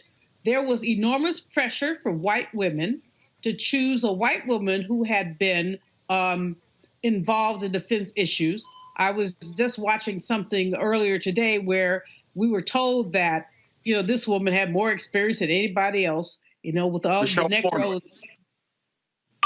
And I forgot the woman's name. Yes. You're talking about, now I got Michelle you, Julian. You talk about Michelle Flournoy, who served in the Obama administration. And there were a lot of people who were saying that she could become the first female Secretary of Defense. Lloyd Austin, retired 4-star General Lloyd Austin, will become the first African-American Secretary of Defense under Biden. But, you know, the tension that this white woman put out there, the commentator, was frankly to me offensive. She basically said that black people had gotten ahead in the military more quickly than women had, so that women needed the greater claim. I just hope that as Brother Biden attempts to build a diverse cabinet, that we don't set constituencies apart from each other, although we already see some of it. African-American versus Latino, women versus African-American. And what we have to trust Joe Biden about, and I say this uneasily because, you know, Roland, I don't trust white folks for so much, but what we have to trust him about is a judgment to balance this cabinet. And I think so far, I'm willing to do that. Teresa. It's about time. We've always been at the front lines of defense, and now we have an African-American leader who will be telling us where the defense needs to go in order to protect the country that we built. So I think it is going along with Biden's and Kamala's plans in order to diversify their cabinet, but also it gives the American people hope that change is, yes, coming, but we have a president that is listening and a cabinet that is willing to do the work on day one. Mm-hmm. And again, we're talking about a huge budget. Frankly, the United States spends more on defense than the next 10 countries combined. And so it's going to be a very tough job there for retired four-star General Lloyd Austin, but he certainly can actually make it happen. So we look forward to that announcement. It could come as early as tomorrow. Folks, got to go to a break. When we come back, more on Roland Martin Unfiltered, including comedian George Wallace with his new book. That is next. And also, young sister, 53 years old. She starred in the movie Baps, as well as How to Be a Player, dead today at the age of 53. We'll tell you about that. All of that next. Roland Martin Unfiltered. Live from Atlanta, Georgia. Back in a moment. When the going got tough in business, David Perdue outsourced American jobs overseas. In a deposition, Perdue testified he spent most of his career outsourcing. You made a career out of outsourcing. How do you defend that? Well, defend it. I'm proud of it. When the going got tough in the Senate, Perdue hid in the airport bathroom and even stole someone's cell phone who asked him a tough question. You stole my property. When the going got tough with COVID, Perdue hid critical information while selling his own stocks. Records show that Senator David Perdue bought and sold stock shortly after a private Senate briefing on the virus. It's not just that you're a crook, Senator. You're attacking the health of the people that you represent. Now Perdue won't even face his constituents, backing out of debate after debate. Enough incompetence, deceit, corruption, division. Change has come to Georgia. Change is coming to America. Georgia needs a real senator, not a chicken Perdue. Midas Touch is responsible for the content of this advertisement. I'm John Osof, and too many are struggling to afford prescriptions. One change in the law would make a huge difference. See, Medicare is America's biggest buyer of prescriptions, but the drug companies bought off Congress, and they made it illegal for Medicare to negotiate lower prices. It's straight up corruption. Fighting corruption is my job. I approve this message because I'm not taking donations from corporate PACs, and I won't let the drug companies rip us off anymore. We told them the smear ads were coming, and that's exactly what happened. You would think that Kelly Loeffler might have something good to say about herself if she really wants to represent Georgia. Instead, she's trying to scare people by taking things I've said out of context from over 25 years of being a pastor. But I think Georgians will see her ads for what they are.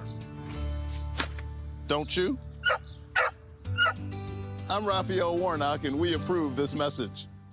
It's a great opportunity to really seek the truth and the facts and learn about the real Kelly Loeffler. I'll jump right in. Federal records show up to $3 million in stock sales in the weeks after a private coronavirus briefing, while still reassuring citizens that the U.S. was prepared. You thought the government was prepared, yet you sold over $1 million in stock. Were you trading on inside information about what was coming? What date was that meeting? She sold these stocks on the day of the briefing, right after it happened, perfectly timed. Both you and your husband, who runs the New York Stock Exchange, have said these were conducted by third-party advisors. Who were these advisors, and what regular communication do you have with them? We have an employee in our personal family office that intermediates between the advisors. Not only did she sell a lot of stock, she bought a stock which benefits from a software that helps teleworking, people that work from home. Man, that's shady. I'm more upset that these people could have acted more for the American people than their stock portfolio. Right now, from what I'm hearing, I'm not seeing a big need to extend the federal unemployment insurance. Do you have any regrets over how you conducted your financial dealings over the past several months? Not at all.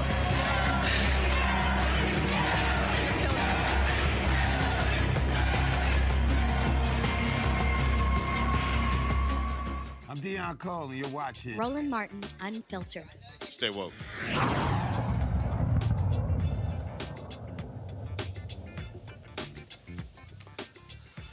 All right, folks. Legendary comedian George Wallace has released a new book. Title is called Bullwit and whatnot, the online ramblings of George Wallace. That's pretty much what George does a lot. The book focuses on his Twitter rants. Trust me, and it's not just his Twitter rants. He will actually use these rants in a text message. I have been on the receiving end of many of them. Joining me now is the great man himself, George Wallace. What up, George? Good morning, good morning, good morning. I am doing very well. I'm here in Atlanta. How are you, Roland? Well, hell, I'm in Atlanta. They didn't tell me you won't be in Atlanta. We should have done the interview together. Well, then again, now, you're real old, so COVID might affect you. I'm leaving this house. I am not leaving this house. I've been here since March 14. I ain't going nowhere. You understand me? Nobody comes here. I go nowhere. I'm scared. And I don't think the people in Atlanta got the message. Have you seen how many people running around here without a mask? Hey, George, look, I'm serious. First of all, I got 2 masks. I even wear the goggles. And what I don't quite understand, George, do people not get what I call nonverbal messages? What I mean by that is when they ask step close, I back up. And I back up more. And I'm like, why you keep moving forward? Back your ass up. Social distance. You're like me. Speaking of social distance, I sent you a photo. Do you have me on top of the roof? Do you have that photo of me on top of the roof? Yeah, I sent that. Hold on one second, y'all. Let me airdrop this to my iPad so I can show y'all this whole crazy. I told y'all the stuff George sent me. Y'all thought I was lying. Y'all, George, let me airdrop this photo to my iPad right now so I can show y'all. Anthony, let's get ready to switch this.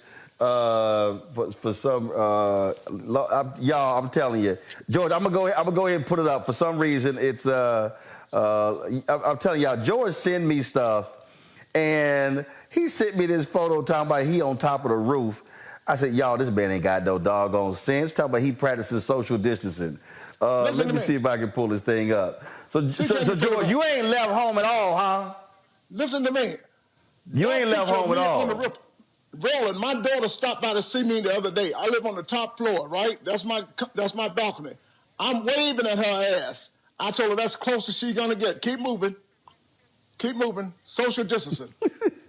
That's me waving at her from the 25th this is the photo George. Y'all, this is the photo George sent me. So George, that's you. Wait, hold on. Let me see if I. Yeah, that looked like you. That's me waving at my daughter. She wanna stop. She's in the parking lot across the street. And I said, your daughter. Hello. Keep moving. That's the closest she can get. Keep moving. Social distancing. Keep moving. Listen, I'm so concerned about this, Roland. I'm trying to stay 6 feet away from myself, from me. I don't trust nobody, okay? I moved the mirror out of my bathroom because it was too close to me. I'm crazy. So George, so this book is about your Twitter rants. First of all, when did you join Twitter? How long you been on Twitter? In 2011 or 2009. The reason I did it, I didn't want to join because I'm thinking, now why would I give away my jokes for free? Okay. And plus, this is a different type George Wallace humor. You got to get these jokes in 140 characters. Now it's 280, okay? So I'm doing better now. But it's just little online ramblings of me talking about things I would do. Today, I had a shout out to the top 5 lots in the world. You know, you got your play lot, you got your sand lot, you got Sir Lancelot. And somebody wrote in, I love the reply. Somebody, how about Charlotte? So it's so much fun. That's what I do. It's just online ramblings on stupid stuff I would do. Because I'll straight up, I'll eat cupcakes out of a pan and pancakes out of a cup. Because I do stupid stuff like that. I don't play by the rules, Roland. I don't play by the rules. Well, I am with you. Roland, I will eat an English muffin in France and French toast while I'm in England. I don't care. But it's called bull twit. Not bull wit, bull twit. Oh, bull twit. I'm sorry. My bad. I could, I wasn't quite sure. The bull twit. Roland, I couldn't say what I wanted to say. Bull twit. Bull twit. You get it? Bull twit. That's what it's all about. And it's online. Yes, George. Yes. Listen to me. It's online. This is the only book I have. I don't even have it yet. You should have one coming. And it's $19.95. And you get this with georgewallace.net. Roland, George Wallace, I be thinking, I did not go to Amazon.com. They take half your money. I want you and everybody in your family to go to georgewallace.net, okay? georgewallace.net. It makes a great book for Christmas gifts. And it's only $19.99, and it's a quality So book. you want all the money. So are you personally mailing them out yourself? Because see, that means you got to go to the post office, George. At my office. I'm in Atlanta, but my office, my fulfillment center is in Las Vegas at my office. But it's a quality book. The quality of the book is actually better than the jokes. That's how good this book is. Look at that, a glossy book. You can enjoy this. And there's so many funny things in here. And the foreword is written by my funny friend, Pat Oswalt. I did get into trouble. My best friend, Jerry Seinfeld, wanted to know why did he not write the foreword of the book. Well, Pat Oswalt loves my tweets, and I said, okay, you write it. And Seinfeld, some people don't know it, talking about this because a lot of people don't know that's my best friend for 45 years. A lot of people don't know that I'm actually the real George on Seinfeld. Did you know that, Roland? Yes, I know that. George, you forgot you and I sat down for a one-on-one interview when we were in Los Angeles before the Image Awards. That's right. That's right. Yeah, I was his roommate for 13 years. I'm Seinfeld's roommate for 13 years. I was best man in his wedding, and I'm the father of his kids. So people need to know that. So, but what we're talking about today is not this book. You got one already? Look, I'm going to get a book. I got my panel here, Teresa, Julian, Joseph. I know they got some questions for you. They get to ask one question. And so I'll first start off with, let's see, we'll go with the person who is closest to you in age. So, Julian, you get to ask George the question first. Wait. What do you mean the closest to my age? Now, Roland, you know for a fact, I started doing comedy in 1883. So that's how long I've been doing comedy. Okay, young lady, go ahead. Well, so we got close at all. But I love your Roland ain't right, and neither are you. But where does your humor come from? What makes you make us crack it up? I cracked up through the whole conversation with you and Roland. Where does your humor come from? It's just funny because, I don't know. I'm just so blessed, I don't want to crack up here, but I'm the most blessed person in the world. God gave me a passion to tell jokes and make people happy. I wanted to be a comedian since I was 6 years old, and God has blessed me, and I'm going to choke up right now because all I do every night, I come out on stage, the place is full, and all I do is just lie. I just lie. I just love telling lies. I just thank God. I ask God every night, let me be the greatest BSer in the world. I want to be the greatest BSer in the world. But right now, Donald Trump is kicking my ass in the bullshit department. You understand what I'm saying? So I try to come up with humor. I wrote a letter the other day. I told Donald Trump, please don't come to Georgia. We already have a virus here. We got 19. We can't deal with 45. Do not come to Georgia. But he came down here with his... Thank you for making me laugh for the last 15 minutes. Well, what you need to do is get this book, George Wallace. It's called Bull Twit and Whatnot. And Roland, it tells you about me growing up here in Atlanta. And I was so poor. We were so poor we could only listen to the Pips. We never knew there was a Gladys. We never knew about Gladys until about 10 years ago. That's how poor we were. No, you laugh if you want to. Let me tell you something. This is true. We used to watch Sons. We never knew about Sanford. We didn't know. Listen, I knew Red Fox, but I didn't know he was Sanford. Bro, this stuff is true I'm making up. This stuff is true. People, let me tell you something. Bro, when we were so poor, people used to break into our house and they go, oh my God. And they would bring us furniture. They would bring us... There is something wrong with me. You got to get a copy of this book. Get it before Christmas. It goes under your tree. I'm sorry. I'll stop talking. Go ahead. You're right. Next There is something wrong with you. Next question goes to Joseph Williams. I hear you got a book. You have a book coming out. Is that right? Didn't I just tell you I got a book called Bullshit? Are you watching the show or not? That's some bullshit right there. Go online. You know what? My people are coming on. I just want you to listen. A lot of people don't know about the Twitter language. It's a different language. So it's a different type of humor from George Wallace. But it's called Bull Twit, and it's so great. GeorgeWallace.net. Go online right now. I'm getting so many. I think I'm already sold out before. The book hasn't even been released yet. But go online. If it crashes, you go back. It's a great Christmas gift. It's a quality, very expensive book. It's only $19.95. But if you buy 5, I charge you $120 just for the hell of it. Now, are you still performing? Where are you performing these days? Are you doing online stuff? Are you in club? I mean, what's going on? I mean, how are you getting it out there? It's Twitter. Twitter's on every day. Do you tweet? It's on Twitter every day. Go to Twitter right now at Mr. George Wallace. It's on Twitter. I was voted. There's something wrong with you asking me a question like that. Listen, I was voted top funniest 25 tweeters in the world by Rolling Stone magazine. Did you know that? I didn't know that. The number one funniest No, we didn't know that. I was voted the number one funniest tweeter by Playboy magazine. I didn't even know they were still in business, but I was voted. Bull Twit. Teresa. Teresa is the youngest person on the panel, George. George, she one of the, I think, Teresa, you call yourself a millennial or a Gen Z? I'm a millennial, okay? I'm not that young. Okay, I can't, George, I can't stand millennials or Gen Z, so it don't matter. So, Teresa, go ahead with your question. Hey, Roland, they are different, aren't they? They just do stupid stuff. I'm at McDonald's the other day, and I said, can I get a hamburger? The idiot Gen Z says, you want cheese on that? I said, you stupid nut, did I order a cheeseburger?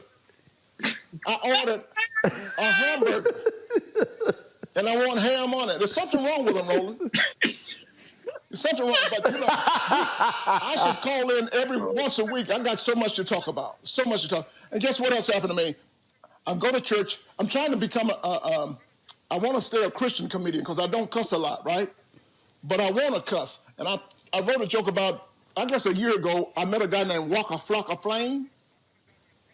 Oh, yeah. Waka Flocka Flame. That's it's not cussing, but it's close enough, isn't it, Roland? Roland, everybody listen to me. Just say Waka Flocka. Waka Flocka. Waka Flocka. Hey, Roland, I'm at church yesterday. I wish a Waka Flocka would. That's what I said. I wish a Waka Flocka would. Listen to me, Roland. I was in church yesterday, and the bishop walked up in the pulpit. I said, look at this Waka Flocka walking up. See that again is a Flocka Buffa? And yesterday was the first Sunday. It's you can go to church in the parking lot now. And they had communion. Ooh, that's some good service. You can have real wine in your car. Real wine. And who the hell come up with grape juice for communion? Grape juice. What did Jesus do, Roland? You know the Bible. Your wife knows the Bible. Jesus turned water into wine. Didn't turn it into no grape juice. Right. That's what happened. They were sitting there eating many years ago. Jesus and his 12 disciples. They were sitting there, apostles. They were sitting there eating. Jesus said, who brought this grape juice? Who brought this grape juice in there? He said, this is the Last Supper.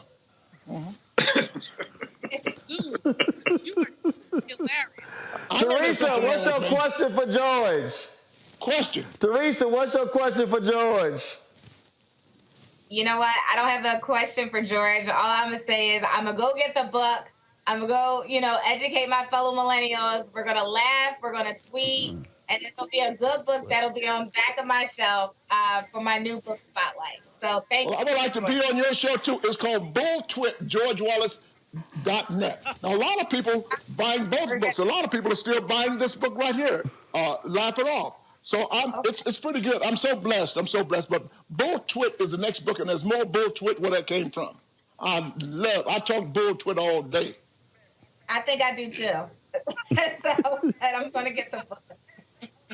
You get that book, okay? Because I don't play by the rules. You know what, Roland? I pick my teeth with an ice pick, and I pick ice with a toothpick because I don't play by the rules. You see, I'm different. I'm different. I'll take a refrigerator magnet. Go ahead. Well, I gotta ask you, George. You live in Georgia. I gotta hear what you got to say about that robot Kelly Loeffler and David Perdue running against John Ossoff and Raphael Warnock. Listen, I'm the first one 3 years ago. I told everybody in Georgia, vote your Ossoff for John Ossoff. Vote your Ossoff for John Ossoff. I started that 2 years ago. Now, listen, Kelly last night in that debate, I wish I could have been on. I mean, I would have said, turn your face to the camera and tell the people again, lie to them once again. You know me. You know I'm a minister, and you say I'm a thug, and I denounce police, defund the police. You know what I'm trying to say. I would have said, turn to the camera and lie once again. Yeah, we know. You said three times that I'm a thug. Now they'll turn to you, and you know I'm not a thug. I'm a minister. I'm a person of the people. You just keep lying, okay? And you're not one of us. Everybody in Georgia, you need to know this lady has over $500 million, and she ain't one of us. Damn! That would have worked. You better believe it. I want to tell her, look in the camera and lie to the people. I said, Kelly, look in the people. Look in the camera. Now, see, America, you're not only going to represent Georgia, but you represent America. She's lying to you right here on camera. That's what you want in Washington, D.C.? Bam, come on. And then I would have said to her, George. Yes, sir. Now, George, you know a black man can't get that aggressive with a white woman in Georgia? Well, then he could have said to her, I just forgot a good joke. Can you believe that? I'm getting old. Like, where's my Prevagen? I need Prevagen. I need some Prevagen. You know, because I'm starting to forget stuff. Next question. Anybody else? I got to answer this here, George.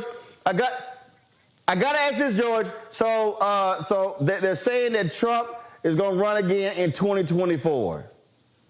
Trump is a con man. Trump is just taking these people's money. He's raised over $207 million. He's just taking their money. He may not even be around here. Trump, he keeps talking, and he calls it the China virus. We should call it the Trump mumps. That's what it is. Listen to me. He will not run in 2004. We're going to be just fine. Biden's going to be fine. America is good already. We feel good already, don't we? Look at me. I'm wearing this is not a ugly sweater. This is just one of my this is just one of my regular sweaters I wear every day. But it's not as ugly as your other sweaters. All right, George.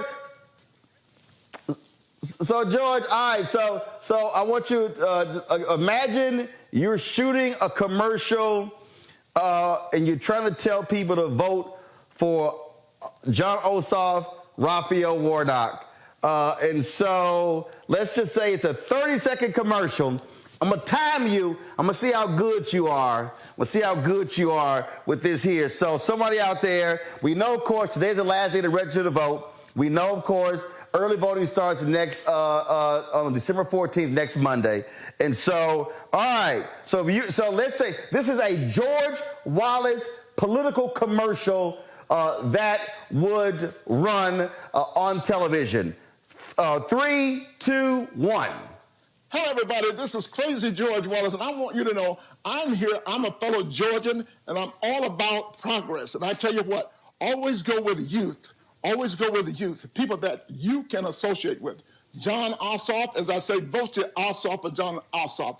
This guy is so smart. You heard him yesterday debate. Reverend Warnock, a good friend of mine, a minister. You know he's not a thug. He does not want to defund the police officers. He's telling the truth. So you need to get out and vote because your vote is powerful. You can vote. People from America, you still can vote with your dollar. So do me a favor.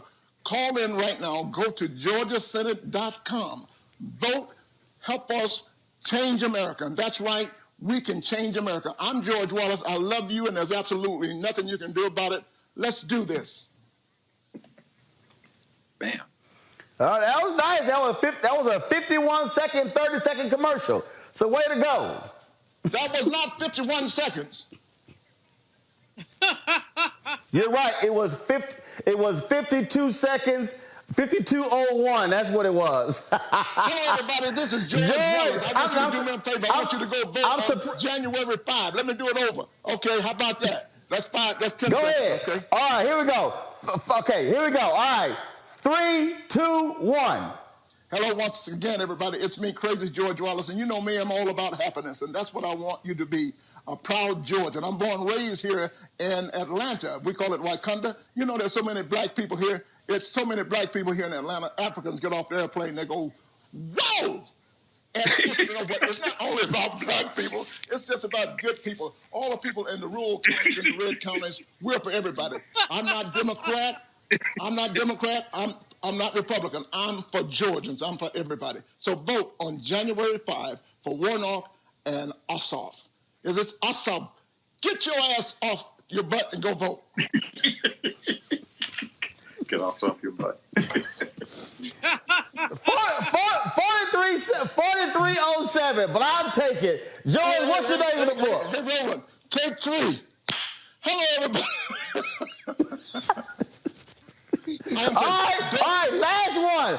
Third time is going to be a charm. All right, here we go. No. 3, 2. Bull twit. Okay, 3, 2, go ahead. Hello, everybody. This is me, George Wallace. Have you had enough bull twit? Have you had enough bull twit in your life? This is me, George Wallace, telling you how you can make a change in America. You need to get out and vote, especially here in Georgia. You can make a change. January 5 is your day to vote, especially the young people out there and all you people in Clayton County. 80,000 black people did not vote for Clayton County. You can make a difference. You know you can do that. Let's make a change. Come on, everybody, let's get happy. I'm George Wallace. I love you. There's absolutely nothing you can do about it. 30 seconds, bam.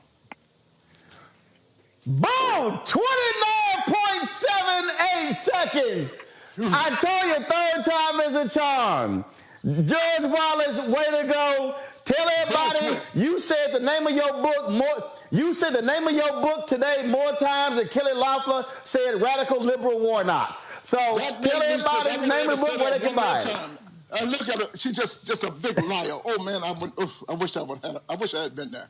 But I love you. Hey, Roland, and all those other people in the studio, make sure you keep laughing, because when you stop laughing, you stop living, okay? I can't wait to go back to work. I haven't worked since March 14, but I can't wait to get back out there. All right, George Wallace, my man, always good to chat with you. Glad you were on Roland Martin Unfiltered, and we're gonna sell some copies of that book and make it a bestseller. Bulltwit.net. Bulltwit.net, and I'm doing it on my own. Like I said, Amazon.com takes all your money. This book here sold over 10,000 copies through me, so I'm doing it again. I'm my own man. I do it my way, okay? I feel you. Well, Joe, hey, George, I know. That's same for my show. It's me, independent, and that's how we do it. Thank you so much. I can't wait to get in the studio live with you. Are you really in Atlanta? Yes, I'm in Atlanta. I'll text you the address. I've been in Atlanta since Thursday. I go back tomorrow, but I'm back here next week. So we'll actually be in Atlanta for all through January 5th. Well, that's so good. I hope you're having fun in Atlanta. If you can't laugh in Atlanta, you can't laugh anywhere. We got a place in Atlanta called College Park. You ever heard of it? Of course. No college and no park. I don't know. There's something wrong with these people in Atlanta. Hey, Roland. We got 2 birds in Atlanta can't fly. We got the Atlanta Falcons and the Atlanta Hawks. They can't fly at all. I call them the Chick-fil-A. George Wise, I call them the Chick-fil-A Falcons. You know why? They both are closed on Sunday. Speaking of Chick-fil-A. Oh, you're going to get us in trouble by the Atlanta people. George, I appreciate it, my brother. Thanks a lot. Thank you so much. Bulltwit, go online right now. Bulltwit.net. Bulltwit.net. Bulltwit.net. Bulltwit.net. I almost said it. Yeah, all right, George. I appreciate it, my man. Thanks a lot. Somebody better send me a check. I know that. Thanks my ass. I need a check. We gonna buy your book. Oh, that's good. That's good. That's a deal. Let me put on another program. Yeah, let me put my goggles on, because I gotta be protected up in here. You understand what I'm saying? But you at the house by yourself, George. I don't trust me. All right, y'all. No, y'all kill the music. I got a last final story, please. Kill the music. George Wallace, I appreciate it, my man. Thank you. You're a good man. George, I appreciate it. Thanks a lot, George. Don't forget to watch me every Thursday night on Civil Works, okay? Every Thursday night on Civil Works at 7 o'clock. Bye-bye. See you. Oh, that's I got you. I appreciate it. All right, folks. George is... George is, of course, a crazy man. Folks, some sad news. A sister, we saw her in a lot of different comedies. Baps, also saw her in How to Be a Player. Natalie DeSalle Reed passed away. Of course, Baps came out in 1997. And, of course, she also played the sitcom Eve. She passed away today of colon cancer. She was 53 years old. Death was confirmed by Jacarius Johnson, CEO of Jacarius Entertainment, which had been planning a stage adaptation of Baps. He said in a statement, quote, "It was with great sadness and heavy, heavy hearts that Jacarius Johnson and the entire entertainment family mourns the passing of one of our own, our sweet, unforgettable actress, comedian Natalie DeSalle Reed." In fact, her family, she had a recurring role, of course, in For Your Love with Holly Robinson Pete, as well as a role in Medea's Big Happy Family, along with rapper Bow Wow. She appeared in a number of roles over the years, including ER, Yes Dear, and Family Matters in 1997. She also played Minerva in the ABC musical Cinderella, which starred Whitney Houston, Brandy, and Whoopi Goldberg. And in fact, I'm going to do this here. So I'm going to pull this up because actually her family, it wasn't Jacarius, her family actually announced her passing, and it was, so they released a statement, and I'm going to see if I can pull this up for it. It was, like I said, she, of course, this is what they said. "It is with extreme heavy hearts that we share the loss of beautiful Natalie this morning from colon cancer. She was a bright light in this world, a queen, an extraordinary mother and wife. Her diverse career touched so many, and she will be loved forever. Naturally, we are grieving and processing this profound loss, and we thank you in advance for respecting our privacy at this extremely difficult time." Natalie DeSalle Reed was 53 years old. Again, passed away from colon cancer. Folks, that is it for us. I'll be back in studio tomorrow, but we'll still be, of course, covering what's happening with this Georgia runoff. Lots of stuff. Tomorrow, I will also have for you the interview that I did with John Osof, talking about this race and what he wants to do if elected to the United States Senate. Don't forget to support what we do here at Roland Martin Unfiltered. Every dollar you give goes to support this show. And so please help us all that you can by going to Cash App, $RM Unfiltered, paypal.me/R Martin Unfiltered, Venmo.com is /RM Unfiltered. You can also, of course, send us some money. Zelle is Roland at RolandSMartin.com. Then, of course, you can send a money order to New Vision Media, 1625 K Street Northwest, Suite 400, Washington, D.C., 2006. All right, folks, that is it for me. Broadcasting live from Atlanta. I will see you guys tomorrow. Take care.